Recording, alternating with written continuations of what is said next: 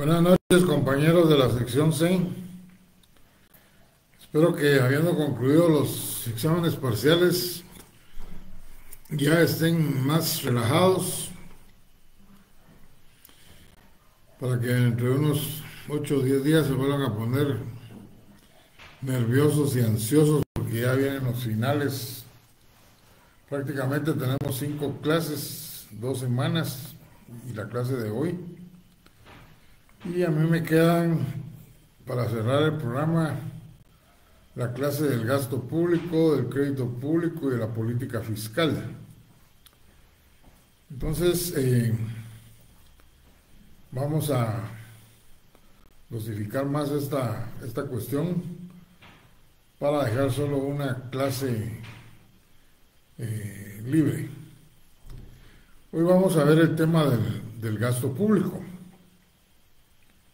Ya vimos, lo último que vimos fue lo referente al presupuesto.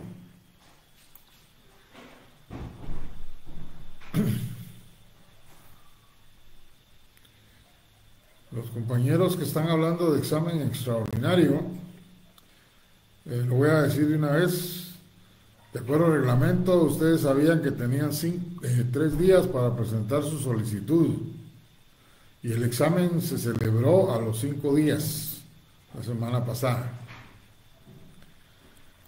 para los que hicieron su solicitud. Hablando del tema del gasto público, este es un tema muy importante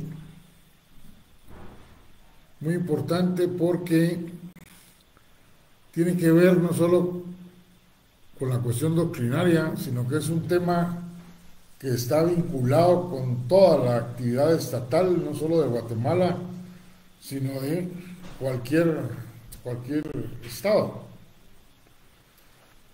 Y en la actualidad, los organismos internacionales, los países en vías de desarrollo, los que están agrupados como el G7 y otras asociaciones de países que existen a nivel europeo, Estados Unidos, están controlando constantemente el actuar de los gobiernos con respecto al gasto público, velando porque haya transparencia y se elimine la corrupción. Y esto debido a que en América Latina ha existido una oleada. Digo oleada porque se dejaron venir todos los presidentes que han llegado, la mayoría con el ánimo de enriquecerse y como consecuencia también a los funcionarios que han colocado en los distintos puestos gubernamentales, pues han realizado han tomado la misma actitud. Y esto de una u otra forma ha demeritado el crecimiento económico de los países. No se ha logrado el desarrollo que debiera de haberse dado, fomentando, por ejemplo, fuentes de trabajo. La inversión es muy insegura para los que manejan el capital y esto ha conllevado problemas que han trascendido a través de las fronteras, como el problema migratorio, que desde luego no tiene que ver únicamente con los actos de corrupción en algunos países, sino que hay países en los que hay otros factores por los cuales también se está dando el problema migratorio. Pero en muchos casos, países que están dentro de este problema de la migración es por la escasez de fuentes de trabajo, el poco desarrollo económico, y el problema ya lo están diciendo los estudiosos de esta materia, de este problema, diciendo que hay una fuga de mano de obra joven y que en un momento dado puede producir problemas como los que se han producido en Europa por otras situaciones, de que ya no existe mano de obra joven, está envejeciendo la población. Ese es un problema que creo que a nosotros no nos va a afectar en el corto plazo, debido al crecimiento demográfico que tenemos. Sin embargo, sí es un problema que se puede ya estar dando en otros países de América Latina. Y es que el asunto de la nueva concepción del gasto público es que los ingresos que un Estado tiene, y dijimos que básicamente es producido por las actividades propias del Estado y el pago de los tributos, pues son dineros que ingresan a las arcas del Estado, es la renta nacional, pero estos ingresos deben de ser redistribuidos en la población, pero no se entienda con que van a llegar de casa en casa repartiendo dinero, no, redistribuido en obras,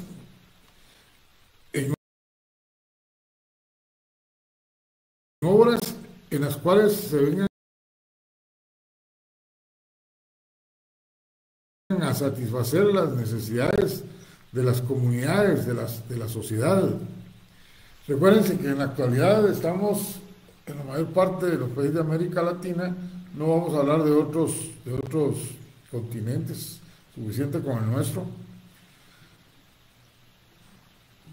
Los estados se han convertido en estados protectores, paternalistas, benefactores, como le quieran llamar, donde se están atribuyendo que son los estados los responsables de atender la mayor parte de las necesidades de la población. Pero la doctrina moderna no se refiere únicamente a la redistribución de la riqueza, o sea, del ingreso, en la parte que tiene que ver con el consumo de la sociedad, o sea, la atención de las necesidades de la sociedad, sino que también se debe tomar en cuenta el factor de la inversión, para que el Estado pueda generar un desarrollo económico. Hay una definición del gasto público de la Hacienda clásica que decía que el gasto público es el empleo definitivo de la riqueza del Estado para satisfacer las necesidades públicas. Y la razón, también recuérdense ustedes de aquel principio presupuestario del equilibrio, que los ingresos son los que determinan los gastos, pues están vinculados. Y el problema es que se está refiriendo este concepto desde ese tiempo a que el Estado únicamente va a atender las necesidades de la población. Y efectivamente, cuando el Estado atiende las necesidades de la población, el gasto que está haciendo es irrecuperable, es definitivo. ¿Qué sucede cuando el Estado guatemalteco construye una escuela, un centro de salud, paga salarios, compra medicinas? Todos esos dineros que está gastando, que está erogando, nunca van a tener una vía de regreso. ¿Por qué? Porque sencillamente se están utilizando para satisfacer necesidades de la colectividad. Podrán estar cumpliendo con el otro fin, que es la búsqueda del bien común, pero esos ingresos no tienen una vía de regreso. Mientras que cuando se está hablando de estos gastos de inversión, se está hablando de proyectos de desarrollo, en los cuales el Estado va a erogar cantidades de dinero en esos proyectos que, una vez que quedan concluidos, le van a empezar a generar dinero al Estado. ¿Se recuerdan en la doctrina de Héctor Villegas sobre su clasificación? Él decía que habían recursos ordinarios y extraordinarios. Y entre los recursos extraordinarios, él ubicó al crédito público. Y decía dice en una parte de su doctrina que los países contemporáneos aceptan que exista el déficit de su presupuestario, violando aquel principio del equilibrio presupuestario, siempre y cuando el gasto que ahí se está colocando como déficit sea para proyectos de inversión. O sea, vamos a contratar deuda, crédito para generar deuda pública, pero para proyectos de inversión. El problema nuestro, hablemos de lo nuestro, es que Guatemala desde hace muchos años ya viene contratando crédito público que ha generado la gran deuda pública que tenemos, pero no para proyectos de desarrollo, sino que para atender necesidades comunes, ordinarias, que debieran de estar siendo cubiertas con nuestros recursos propios, con los tributos. Yo les dije a ustedes, incluyendo la universidad, hace algunos años, allá al fondo donde están los S12, del lado derecho se construyó un pequeño edificio ahí. La actividad que ahí se desarrolla, no se me queda, es un nombre raro, pero la lámina, la gran lámina que estaba ahí, decía que se estaba construyendo con recursos provenientes del BCE, el Banco Centroamericano. O sea, hasta la universidad ha incluido ya en la obtención de crédito. La SAT lo ha hecho. Y el Estado Central, en algunos casos, ya lo hizo para pagar, o sea, obtener más deuda para pagar deudas que estaban venciendo. Eso es lo único que produce, es un estancamiento del desarrollo económico de un país. Porque nos estamos dedicando a realizar el gasto público en puros gastos de satisfactores sociales, pero no estamos llevando a cabo ningún proyecto de inversión. ¿Hace cuántos años se construyó el Puerto Quetzal? Que fue la última mega obra de un proyecto de inversión por parte del Estado. Vamos a seguir hablando de este tema más adelante. Solo les quiero decir que cuando esté hablando yo de Matus Benavente, ese es un autor del cual yo tomé material para trasladárselo a ustedes. Pero cuando esté hablando de Héctor Villegas, eso que estoy explicando de la doctrina de él no está en ese material, así que pongan atención y apunten. Él dentro de su tema de gasto público se refiere al aumento progresivo del gasto público. Y dice que año con año el presupuesto de una nación va creciendo. Y es cierto. Guatemala hace unos 30 años, 35 años, su presupuesto no pasaba de unos 15,000 millones de quetzales.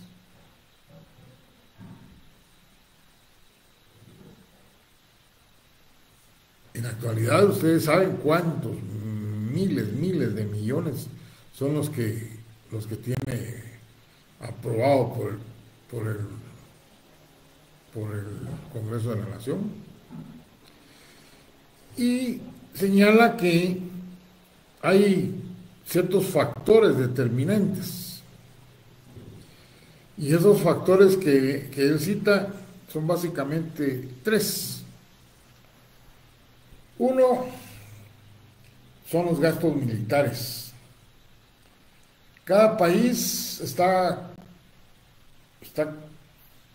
previniendo una guerra o quiere mantener a su ejército con armamento moderno para cualquier eventualidad, y entonces está utilizando en ese rubro muchos miles de millones.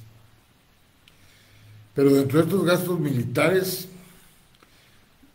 por guerras que están realizando, pero dice, no tiene sentido cuando un país está realizando gasto en compra de armamento militar cuando no prevé ninguna guerra ni está en guerra.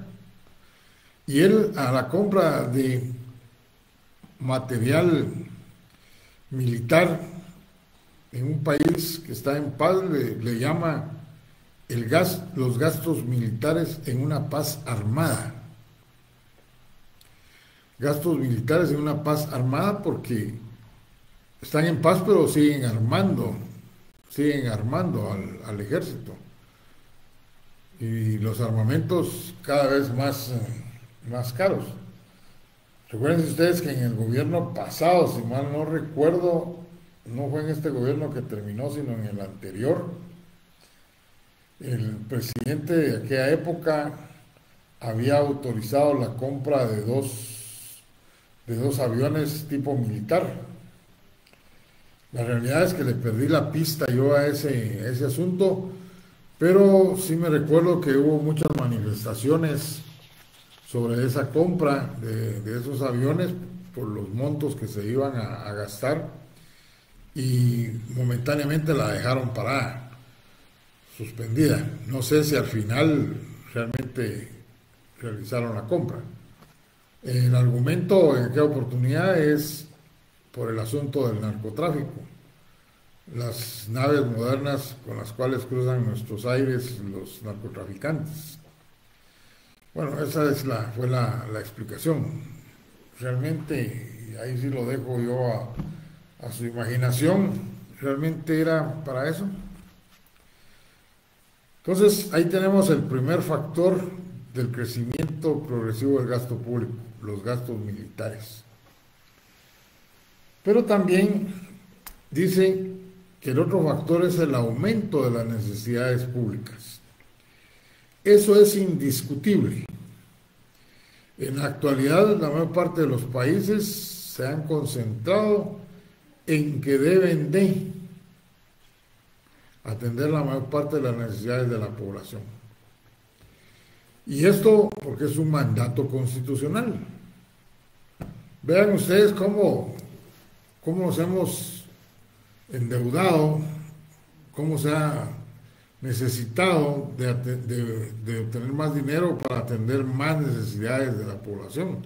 Lo último es lo que sucedió en el área del sur con respecto a aquella enfermedad que estaba matando a la gente, que llegaron, si mal no recuerdo, a 90 y algo los casos, pocos muertos, y que finalmente lo que resultó de la investigación y los análisis es que el agua de muchas municipalidades surten no es potable, y eso está enfermando a la gente.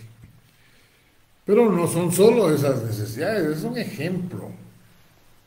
Hay otros lugares donde es necesario realizar vacunas, crear más escuelas, contratar más maestros, etc. O sea, atender necesidades de la población. Y por último, el descenso del poder adquisitivo de la moneda. En otras palabras, la variación del tipo de cambio con respecto al dólar. Ustedes saben que el dólar es una moneda de cambio a nivel internacional. Muchas veces se discute, los economistas, si realmente el dólar va a aguantar la presión del yen japonés o de la moneda china o de los países asiáticos, los países emergentes. Y la realidad es que se ha ido siempre bla bla bla dentro de lo que yo he estado leyendo desde hace cuántos años, y el dólar sigue siendo un referente, un líder en lo que se refiere al uso de esa moneda. Guatemala entonces como consecuencia no queda ajeno a eso. Sin embargo, en Guatemala no se ha dejado que el tipo de cambio busque su realidad, que el tipo de cambio realmente sea un tipo de cambio acorde a nuestra situación económica. Y esa es la razón por la cual el Banco de Guatemala sigue controlando el tipo de cambio. Ya les dije en alguna oportunidad que todos los días el Banco de Guatemala publica la tasa del tipo de cambio líder, y los bancos del sistema lo que hacen es subir o bajar, y eso ya en atención a la competencia, o sea, la ley de la oferta y la demanda. El que ofrezca un mejor cambio, ahí van a acudir los que utilizan dólares.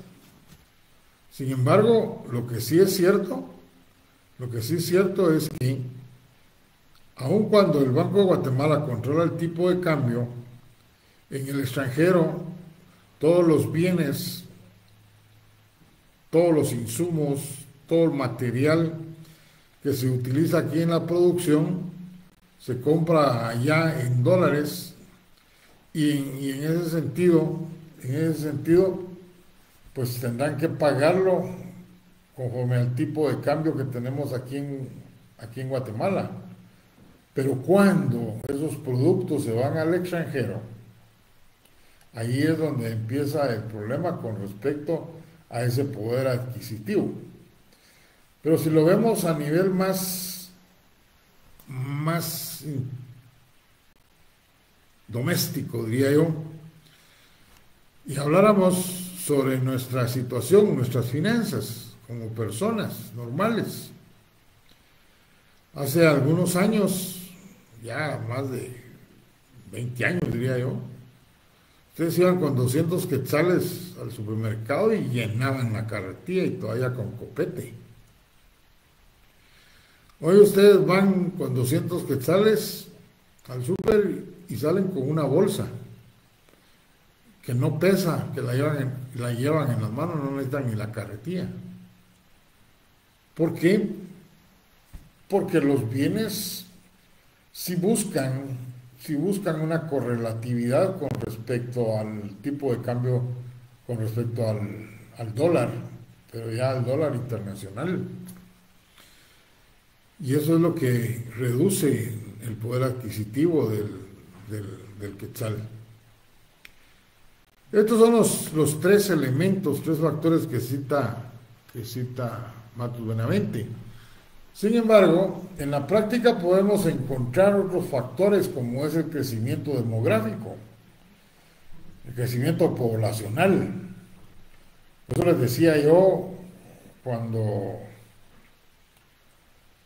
hablaba de la ausencia de mano de obra joven y la escasez, les dije, Guatemala no va a tener ese problema porque su crecimiento demográfico es excelente. Hemos crecido en una forma bárbara. Ya somos 16 millones de habitantes. Y países con menor área territorial, con menor cantidad demográfica, pues sencillamente tienen una situación económica que casi es mucho mejor que la de Guatemala, como es el caso de El Salvador. Hay países de América del Sur que tienen una área mucho mayor que la de El Salvador, área territorial. Y sin embargo, el crecimiento demográfico es mucho menor, ¿no? No pasa de 5 millones de habitantes. México va a pasos más acelerados que en nuestro país. Entonces, el crecimiento demográfico es un factor que incide determinantemente en el aumento de las necesidades públicas. Hay otro factor que cuando estamos en clases presenciales, yo hubiera querido que esta clase fuera presencial, porque siempre he dado buenas discusiones sobre este tema, y encontramos el famoso tema de la corrupción. El tema de la corrupción demerita gravemente el desarrollo económico de un país. Guatemala está ajeno a la situación de hace varios gobiernos. Venimos con una corrupción cada vez más creciente, y se espera que el actual gobierno, por toda su propaganda política antes de las elecciones, realmente llegue a controlar, si no todo el engranaje de corrupción que hay, por lo menos un buen porcentaje, para que pueda haber desarrollo. Agregan entonces a esos factores que menciona más buenamente, es el crecimiento demográfico y la corrupción. Les pongo un ejemplo de la corrupción en el gasto público del Estado. Los precios que le ofrecen a la iniciativa privada, el fabricante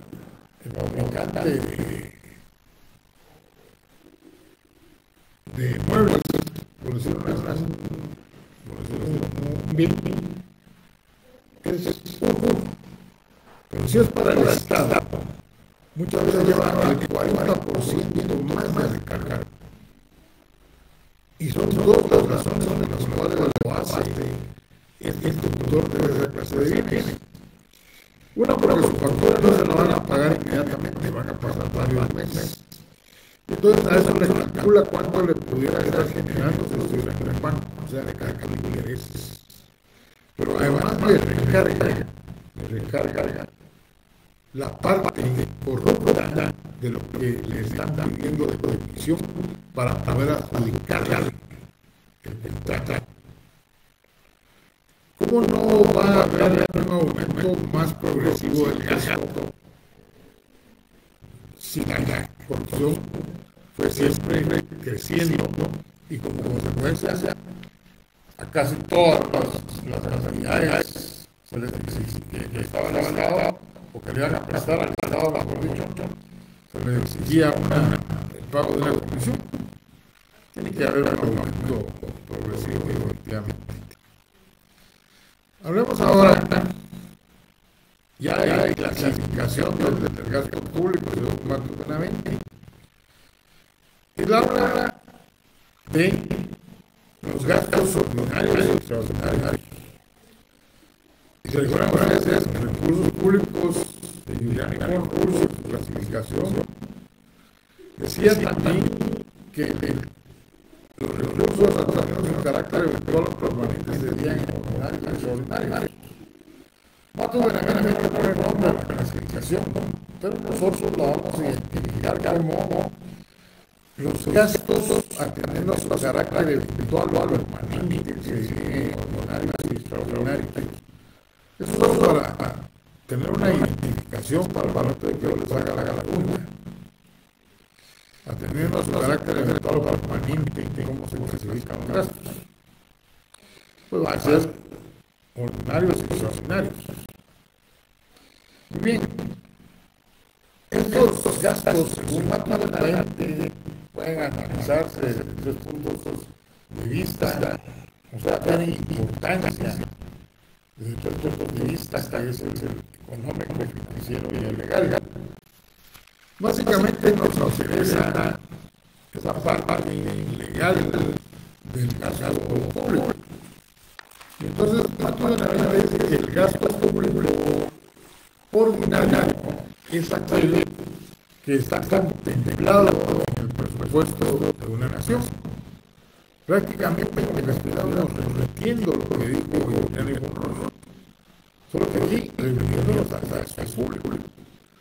Entonces este autor dice que son los gastos permanentes, son los gastos que siempre están contemplados en la ley del presupuesto, en nuestro caso que tiene un carácter de permanencia anual, pero que cada año se repiten los mismos gastos. Esto es lo que le da el nombre de gastos ordinarios, que sirven para satisfacer las necesidades de la población y las necesidades propias del Estado. Mientras que el gasto extraordinario dice es aquel que definitivamente no está dentro del presupuesto ordinario, sino que surge de la necesidad de realizar inversiones. Fíjense que él de una vez le está dando el tinte de que el gasto extraordinario debe ser para inversiones. Y entonces, como no está contemplado en el presupuesto de la nación, tiene que crearse leyes especiales y temporales, porque no siempre va a estar vigente ese gasto extraordinario. Lo importante es que nosotros tengamos claro que los gastos, atendiendo su carácter de permanente, se dividen en ordinarios y extraordinarios. Ahora bien, si nos ubicamos en nuestros países, vamos a encontrar una gran contradicción con la doctrina. Porque Guatemala obtiene ingresos de carácter extraordinario, como son los de los créditos públicos, y no precisamente los utiliza para la construcción de un proyecto de inversión. Cuando la gente cita como proyecto de inversión la creación de edificios, y lo podemos acoplar a nuestra realidad. Hace muchos años, a veces hace unos 25 años, si mal no recuerdo, se hablaba del proyecto de construir edificios tipo el del Ministerio de Finanzas para poder centralizar ahí todas las dependencias del Estado y de esa manera poder ahorrarse los miles de millones que el Estado paga en concepto de ordenamiento. Y se planificaba hacerlo en toda esa área del ferrocarril, donde están esas máquinas que tienen ya años de estar abandonadas, donde hicieron esa plazoleta que ahora ya es también mercado, donde está el museo. Imagínense ustedes 4 edificios con super parqueos. Si el Estado no hubiera estado realmente haciendo una inversión, ¿cuántos millones se estuviera ahorrando del pago de arrendamiento? O que finalmente aterrizara de una vez por todas en trasladar el aeropuerto a la parte esta de Escuintla, creo que es el área de Pasagua, para que se hiciera un aeropuerto moderno, ¿no?, que cumpliera con todas las normas internacionales, cosa que el actual nuestro constantemente lo están amenazando de que ya van a quitar esa categoría por la falta de cumplimiento de una serie de disposiciones legales a nivel internacional. Sin embargo, nos quedamos solo en pláticas, como fue el gobierno de Shea, que una de sus famosas mega obras que anunció fue la de la construcción de ese aeropuerto, y no lo hizo. ¿Por qué? Pues vayan ustedes a saber realmente cuáles fueron las causas que impidieron la realización de esa obra. Bueno, los gastos, dice, naturalmente, en cada país tiene un financiamiento diferente. Y él dice que el problema de financiamiento tiene que ver con la posición económica de cada país. Dependiendo de la situación económica, el desarrollo económico del país, así es la forma como se vienen a financiar los gastos ordinarios y extraordinarios. Dice que un país que con los recursos ordinarios atiende las necesidades ordinarias y con recursos extraordinarios atiende las necesidades extraordinarias, es un país con una economía normal, estable, equilibrada. O sea, para cada situación tiene el recurso que corresponde. Hay otras economías que tienen superávit, exceso de recursos, y entonces con los recursos ordinarios,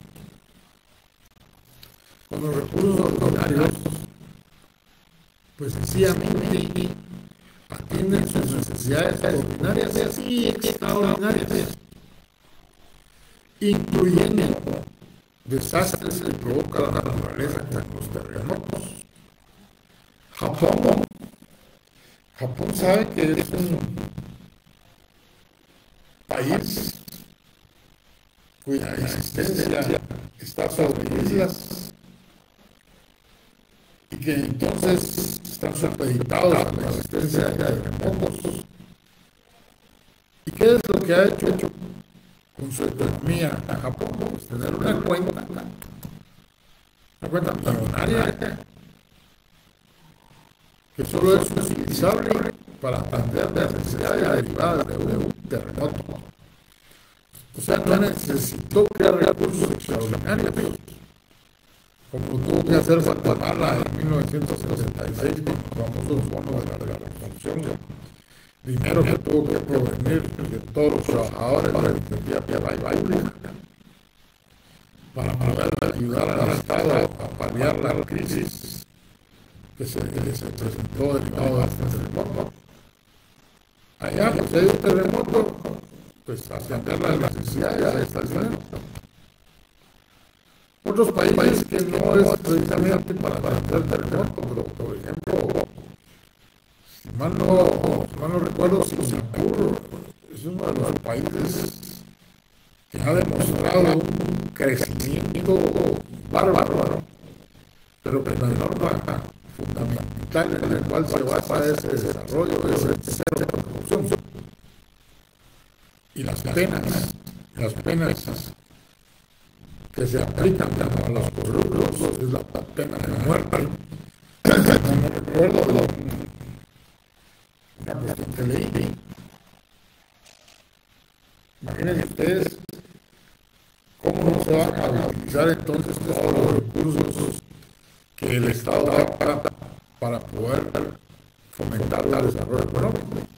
Y a eso se debe el desarrollo económico que está teniendo Singapur en relación con otros países que tienen o tenían sus mismos ingresos y oportunidades. Entonces nos encontramos con el problema de la tercera clase de países que son, hablando del continente, la mayor parte de los países de América Latina. Y es que estos países con recursos extraordinarios atienden sus necesidades ordinarias y extraordinarias. O sea que no son ni siquiera capaces para atender las necesidades de la sociedad normales, como la construcción de una carretera o una escuela. Necesitan de recursos extraordinarios para poder atender esas necesidades. Esos son los países con una economía deficitaria, economías con déficit. Entonces, ¿cuál es la situación económica de los países? Los normales, los que tienen superávit y los que tienen déficit. Superávit, excesos de ingresos, y los normales que tienen necesidades ordinarias, recursos ordinarios y extraordinarios, el gasto con recursos extraordinarios. Bueno, como tenemos 11 clases y solo tenemos 3 puntos, vamos a compartir y no me voy a poner muy acelerado y dar más rápido las clases para poder explicar un poco más. Nos vamos a quedar aquí el día de hoy, el próximo lunes, que van a ser presenciales.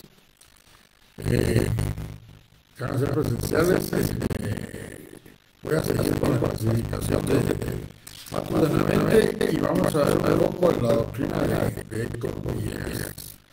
Los compañeros que me han estado escribiendo con respecto a los distintos problemas que ahí señalan, que no voy a repetir, por favor, búsquenme en la coordinación el día lunes a las 5 de la tarde y con mucho gusto los voy a atender y personalmente pues vamos a ver